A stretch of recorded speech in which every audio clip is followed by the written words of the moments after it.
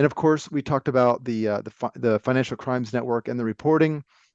And I mentioned again now what I announced at this Dallas conference was what I was talking about, the financial crimes reporting regarding LLCs. Okay, now just to review, if you're new to this, I was talking about Title 31 of the Code of Federal Regulations, Title 31 CFR, Part 1010.380. In 380, it talks about any LLC registered with the Secretary of State. Anytime you register an LLC with a state, FinCEN wants you to report, I'm going to call it taxpayer information. Now, there's some things that go along with that. There's something called a reporting company. So whoever reports becomes a reporting company. What I'm saying to people is that my conclusion after reading this regulation, and it says in the regulation, in one section, it says all LLCs in any of the 50 states have to report. Then it has some qualifying factors, and there are 23 exemptions that are in the regulations right now. There's no way to establish when you have certain exemptions unless you first report. So I'm saying therefore there's no legal duty to report, because what if it's exempt? Well, I know it's not exempt, okay? Most of my clients are not exempt under those 23 criteria, but no one's going to know that until you report. It's kind of like the example of being stopped by the police in case your driver's license is expired. Can't do that. You can't just stop people at random and ask if your license is good.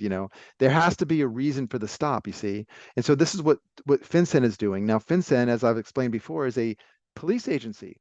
It's the federal police, okay? And what they're asking for is taxpayer return information. They call it beneficial owner information. Okay, fine. It just so happens to be the identical information that's protected by Title 26, which is the tax code, United States Code, Section 6103. 6103. Okay. Now, that's a statute. Statutes control over regulations. Regulations have to be written within the purview of the statute. Now, Title 31 is different than Title 26. I understand that. But the information that's being requested by Financial Crimes Network by its regulation is protected by a statute under the tax code. So again, there's two things right there. One is we don't know if there's an exemption until we report. Therefore, we're not required to be a reporting company. That's my take on it. Some of you might disagree. That's fine. Time will tell. Maybe I'll get annihilated by FinCEN because I registered an LLC January 3rd in Florida called John J. Singleton LLC, and we'll see what happens.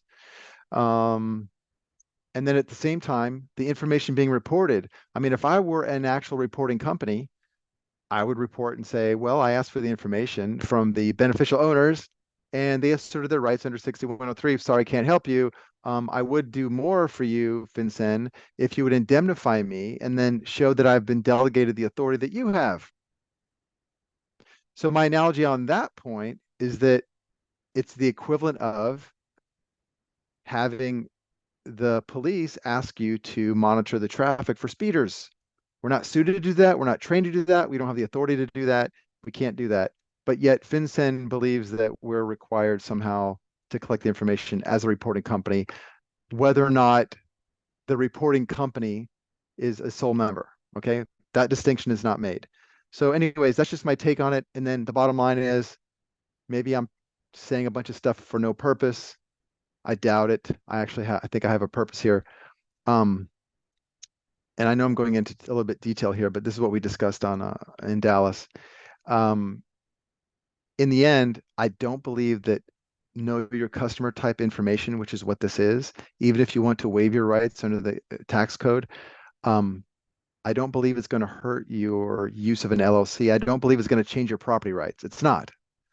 Okay, it's not. It's not going to jeopardize what you're trying to do with the LLC to reduce whatever type of financial liability you're focused on. Okay, so the FinCEN reporting, if you want to go along with it, it's up to you. If you don't want to go along with it, you can do what I'm doing. Now, I'm willing to represent the company, your company, and if I need to, become the reporting company. I'm not sure how that works yet. We'll see. I started signing some contracts recently, and I'm actually the corporate counsel now for many LLCs that I'm registering, and also the organizer. So if you want me to do that, let me know. If you have something already set up and you want me to come on board and do that, it doesn't affect your company at all. It's just what it does is it passes off the liability. If there is a liability under the regulation, it passes it off onto me individually. It removes it from your company because now I become the reporting company or some role in that matter. Okay. So I just want to share that with you. Now, the thing I mentioned in the conference was that we're going to start using or making available nominee limited liability companies. What that means is that you can use your company like you always do, sole member, let's just say, but we will deliver a company to you, an LLC with members, 4 members, 5 members. And the whole purpose of that, if it's 4 members, we would have you also be a member. If it's 5 members, you would not be a member. You would just sign for the company. Doesn't change what you're doing with the company, doesn't give us any rights. These are nominees. They don't have rights over your property or whatever you're doing with the LLC. What allows you to do is come to the bank and be under the 25% threshold of ownership or having beneficial interest on the record, right? No more arguing with PMA about PMAs and these sorts of things. So we actually have, that ability. We can do that. So let me know if you want something like that. We can set it up